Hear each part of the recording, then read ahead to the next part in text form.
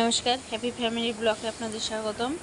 এই যে আবহাওয়াটা দেখুন, কত বাইরে রৌদ্র, মেলা এই রোদের তাপ আর যে গরম পড়েছে। এই যে আমাদের কুমড়া গাছ, অনেকগুলো কুমড়ো হয়েছে সাদা সাদা।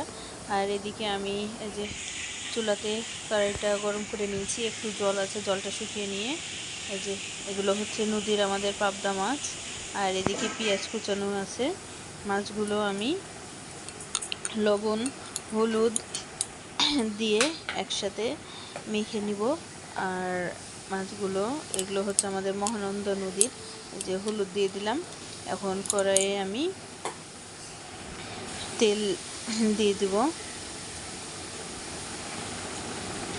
তো খাঁটি হচ্ছে এটা সরিষার তেল, আমাদের ঘানের।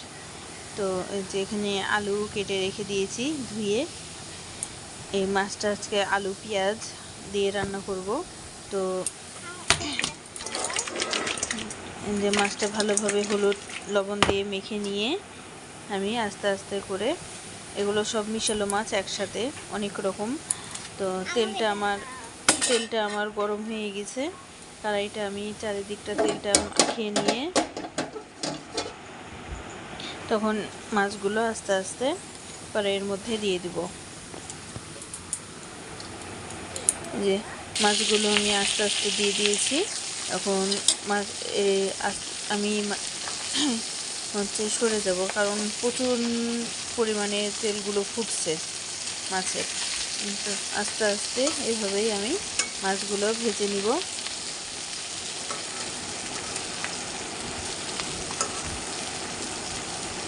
ওই দিকটা মাছটা তেল পাচ্ছে না, সেজন্য এদিকে দিয়ে হলো। এই তো মাছগুলো আমার একদিকে ভাজা হয়ে আমি তুলে নিলাম।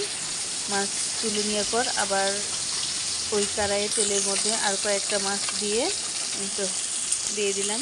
দিয়ে মাছগুলো সব ভাজা হয়ে গেলে ওই তেলে তেজপাতা, কাঁচামরিচ, জিরে সব একসাথে দিয়ে এখানে আমি পেঁয়াজগুলো অ্যাড করে দিলাম, কুচানো পেঁয়াজ। এগুলো দিয়ে পেঁয়াজগুলো যখন আমার ভাজা ভাজা হবে, হালকা করে একটু নেড়ে চেড়ে ভাজা করে নিব। এখানে আমি অল্প পরিমাণের হলুদ আর একটু লবণ দিয়ে পেঁয়াজটা একটু হালকা করে লাল লাল করে নিয়েছি। তো পেঁয়াজটা ভাজা হয়ে গেছে আমার। দিয়ে এখন আমি আলুগুলো দিব।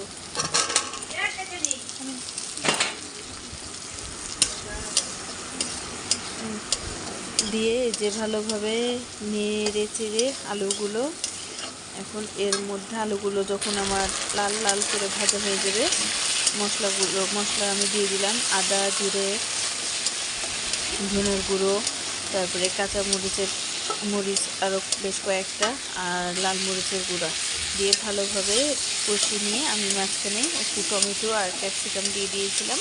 এগুলো ভালোভাবে আরও বেশ কিছুক্ষণ ধরে কষিয়ে নিব। তো এই যে দেখুন আপনারা, মশলাটা থেকে আমার তেলটা আস্তে আস্তে বের হচ্ছে। তো এর মধ্যে আমি ঝোল দিয়ে দিলাম। দিয়ে এখন ঝোলগুলো ফুটের অপেক্ষা। ঝোলগুলো যখন ফুটে উঠবে, আমি হালকা, বেশি ঝোল করব না, হালকা করে দিয়ে এখন